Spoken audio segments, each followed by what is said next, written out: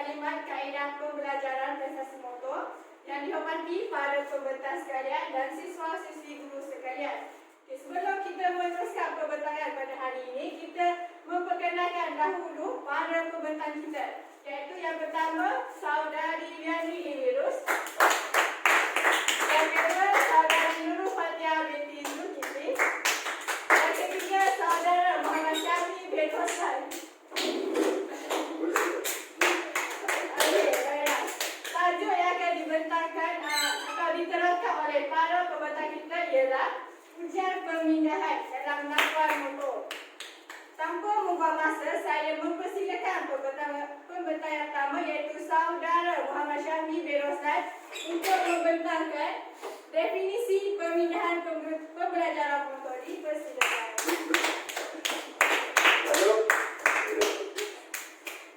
Assalamualaikum warahmatullahi wabarakatuh.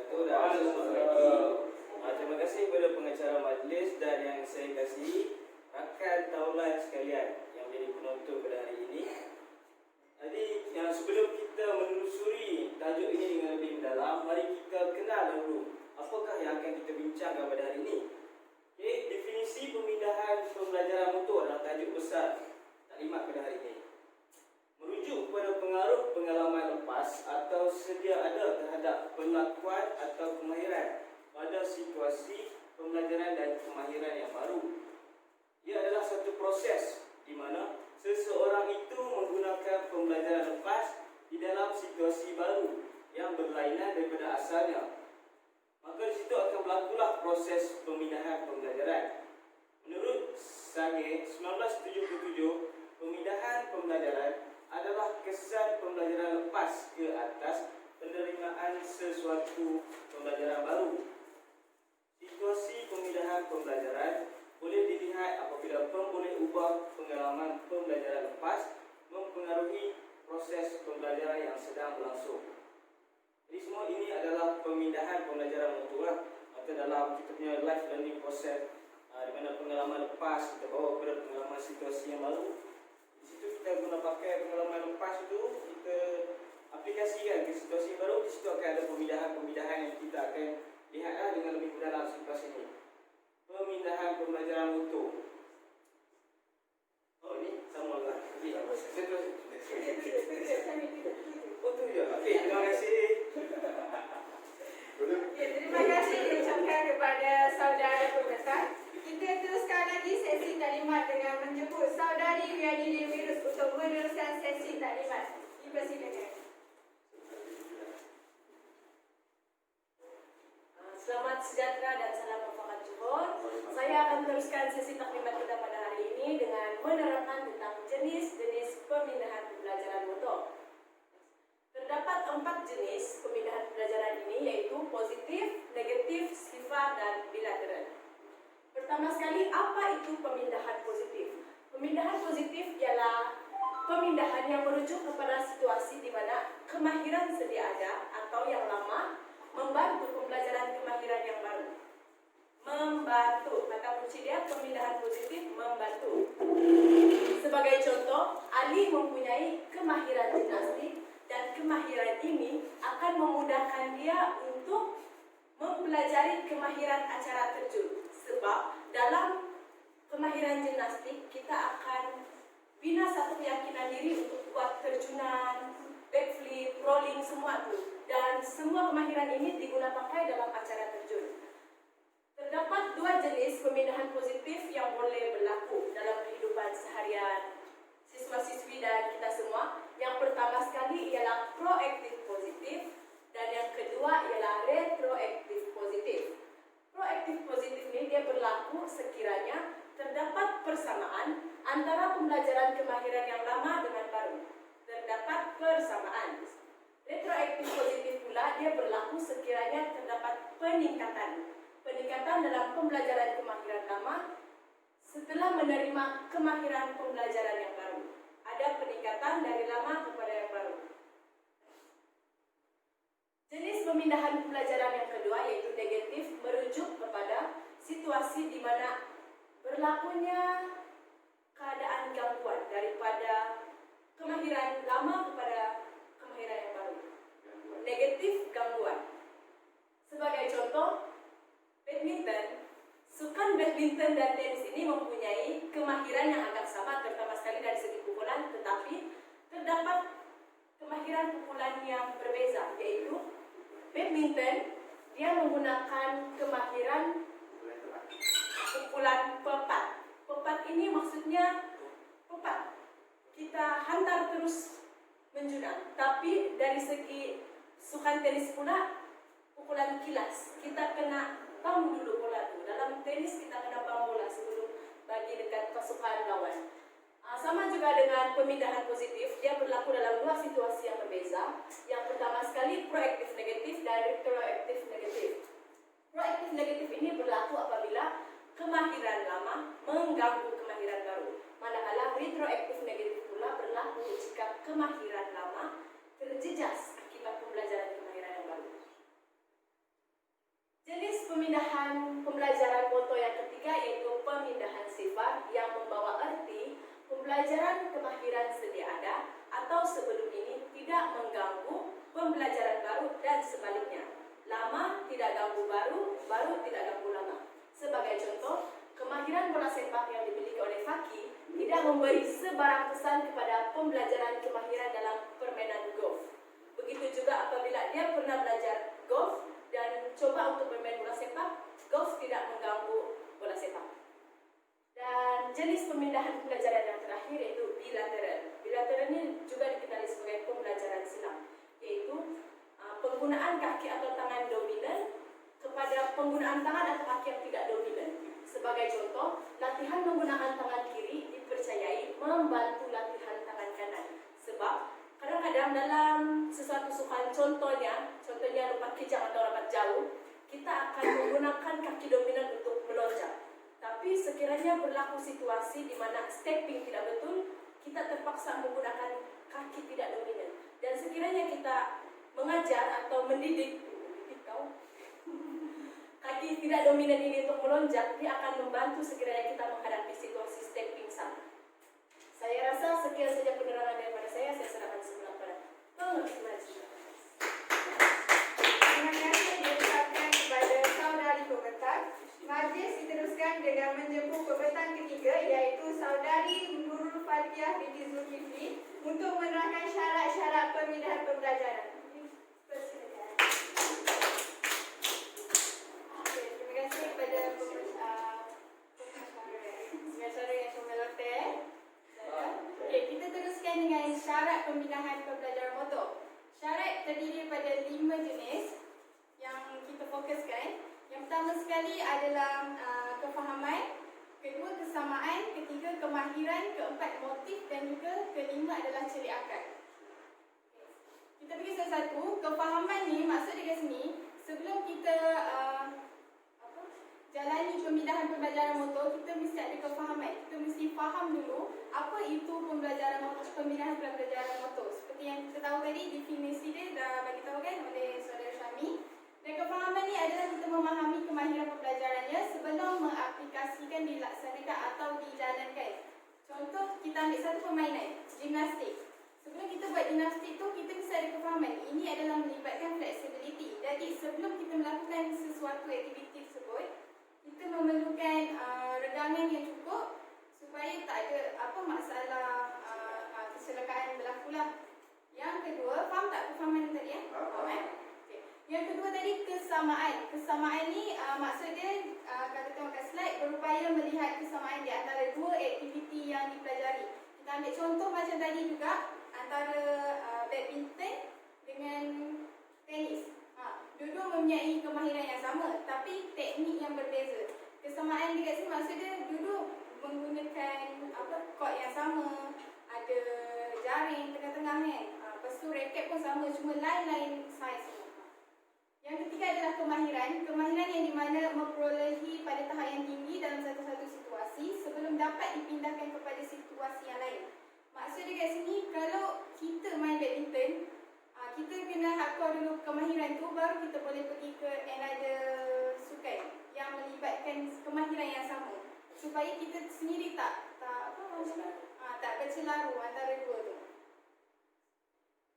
Keempat adalah motif, yang dimana motif ni adalah hasrat ataupun kita punya matlamat kita sebelum kita lakukan sesuatu tu. Contohnya kat sini, kalau kita tengok Najah ni, dia adalah pemain bola baling. Dan dia sangat-sangat hardcore lah dalam game bola baling ni. Tapi dalam masa yang sama juga, dia main netball.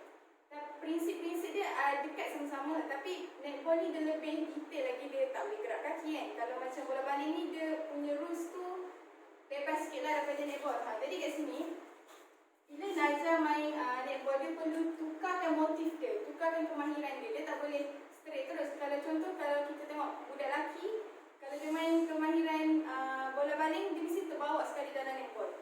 Sebab dia sama kan, kita sama campak bola kan. Sampai dia dah lari lah kemahiran tu. So kat situ kita mesti dah set motif kita apa. Yang kalau game ni, dia mesti ada dia punya matlamat dia. Game ni mesti ada matlamat dia. Kiranya kita dah set lah satu-satu. Faham motif? Okey, dan yang terakhir adalah celik akal. Celik akal yang di mana kita memerlukan penguasaan dari segi konsep, prinsip atau hukum yang boleh pemindahan pembelajaran boleh dilakukan. Macam tadi, kita mesti tahulah pemindahan ni ada banyak jenis kan. Jenis-jenis bilateral, ada positif, ada negatif. Kalau kita silap more tu negatif lah pergi dia. So kita kat sini kita dah kena tahu game ni dia jenis, konsep dia macam mana, prinsip dia macam mana. Kiranya dia punya syarat ni semuanya berkait untuk pemindahan pembelajaran motor. Faham? Jadi ada 5 lah tadi. Kefahaman, kesamaan, kemahiran, motif dan juga cekakan. Sekian, terima kasih. Terima kasih kepada Saudari Fatia atas pembentangan yang sangat jelas sekali. Seterusnya dijemput Saudara Muhammad Syahmi bin Muazzaz sekali lagi untuk menerangkan prinsip pemindahan. Cuba silakan. Okay, jadi saya akan teruskan sesi pembentangan dengan prinsip pemindahan pembelajaran motor menurut C. Ellis 1965. Prinsip unsur kesamaan. Saya rasa prinsip-prinsip ini juga terdapat 5 seperti syarat yang diterangkan oleh Saudari Fatia. Saya teruskan dengan prinsip yang pertama, iaitu prinsip unsur kesamaan. Fenomena pemindahan pembelajaran lebih mudah berlaku apabila kedua-dua pembelajaran mempunyai unsur-unsur sama dan seiras. Okey, ini dapat kita kaitkan seperti badminton dan tenis tadi kan. Dua-dua menggunakan alat yang lebih kurang, ada dia punya jari-jari dan pemegang. Lepas tu dia punya syarat dia punya rules permainan pun lebih kurang. Cuma teknik dan kemahiran perlu kita twist sikit. Itu boleh kita bijak lah untuk player tu kan, untuk kita nak dapat bawa pembelajaran lepas kepada pembelajaran yang baru. Seterusnya adalah prinsip banyak latihan asas. Okay, semakin banyak latihan asas diadakan untuk pembelajaran awal, semakin banyak pemindahan pembelajaran terhadap pembelajaran berkaitan. Yang cakap kita ada pembelajaran awal tu, kita stage by stage lah kan. Ansur maju ya. Betul, terima kasih ya saudara Bono. Ansur maju di mana seorang player ataupun seseorang individu tu nak mempelajari kemahiran motor baru, dia perlulah banyak latihan asas. Kalau kita terus ke advance punya, mungkin dia tak akan dapat, ataupun pembelajaran motor itu tidak akan berlaku lah. Okey, seterusnya adalah prinsip pelbagai rangsangan yang merangsang kita untuk kita nak terus atau mempelajari satu kemahiran motor yang baru. Kita tengok boleh, semakin banyak latihan dipelbagaikan untuk pembelajaran awal, semakin banyak pemindahan pembelajaran terhadap pembelajaran berkaitan. Yang cakap, kalau kata kita susun kita punya teknik untuk nak mengajar seseorang individu terhadap kemahiran motor yang baru, kalau kita guna yang sama-sama juga, mungkin seseorang individu itu akan cakap bosan lah kan. Dan pemindahan positif itu mungkin kurang efektif. Kalau kita pelbagaikan latihan itu, yang kita dapat lihat mungkin seorang individu itu akan lebih menarik ataupun merasa terangsang lah kan, untuk nak meneruskan sesi pembelajaran yang baru. Okay, siapa tu? Kita teruskan dengan prinsip pengukuhan konsep. Penguasaan konsep, prinsip atau hukum yang kukuh lebih memudahkan pemindahan pembelajaran. Penguasaan konsep, prinsip atau hukum, ini boleh kita kata pada kita dia punya rules permainan lah kan. Kita faham, tahu tentang apa yang bakal kita pelajari, mungkin mungkin ia akan lebih membuatkan pembelajaran motor itu lebih berkesan ke? Ayolah. Okey. Dan prinsip yang terakhir adalah prinsip celik akal. Pemindahan pembelajaran mudah berlaku dengan kecekapan menggunakan celik akal melalui latih budi. Celik bermakna bijak kan? Bijak atau kognitif. Ya, seperti teori Vygotsky 1986. Orang cakap dia berkaitan dengan kognitif kita ataupun kognitif seseorang individu itu untuk meresap masuk sesuatu pembelajaran baru mengenai motor learning lah. Mengganggu lah. Saya pun rasa macam agak alat lah dengan situasi yang berlaku sekarang. Tapi saya harap penonton semua macam lebih fokus dan wadah. Dah habis lah bencik dah. Okey, sekian saja dari saya. Terima kasih. Terima kasih saudara kami. Akhir sekali kita teruskan dengan sesi soal jawab oleh siswa-siswi sekalian. Ada soalan? Boleh tak buka kat prinsip tu? Tak jelas. Prinsip yang mana banyak prinsip? Prinsip lagi satu. Dia tengok banyak latihan asas ni. Kan dia kata semakin banyak latihan asas yang diadakan untuk pembelajaran awal, semakin banyak pemindahan pembelajaran kan terhadap pembelajaran berkaitan. Kalau yang kita belajar pemindahan ni kan dia ada dua sukan kan. Kita ada contoh badminton dengan tenis lah. Kalau contohnya tenis ni dia buat latihan asas, maksudnya pemindahan pembelajaran tu still negatif ke sebab dia kata kat situ pemindahan pembelajaran awal ni dia semakin banyak pembelajaran kan. Jadi semakin banyak pembelajaran semakin meningkatlah ilmu pengetahuan dia. Jadi akan berlaku positif atau negatif sebab dia kata kat sini semakin banyak semakin meningkat latihan dia. Positif lah. Silakan. Kenapa orang cakap kan, terima kasihlah untuk soalan yang diajukan. Semakin banyak latihan asas, semakin tinggi performance. Orang cakap dia punya correlation dia lah. Kan kita dapat lihat hipotesis adakah benar ataupun palsu itu semua. Jadi saya dapat simpulkan ia adalah benar. Kenapa? Pemindahan positif itu kita dapat pertingkatkan dengan semakin banyak latihan asas. Mungkin sebelum ni dia main sukan silat kan. Sukan silat kemahiran boleh tu. Dia tak boleh pakai siku semua kan.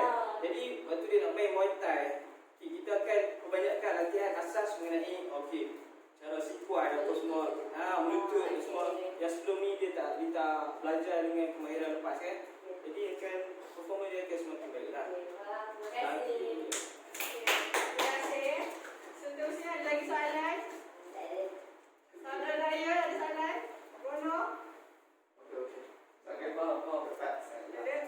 Baik, jelas. Okey. Itu saja. Dengan terjawabnya semua persoalan yang diajukan oleh siswa-siswi sebentar tadi, maka berakhirlah sesi taklimat kaedah pembelajaran prestasi motor di bawah tajuk ujian pemindahan kita hari ini.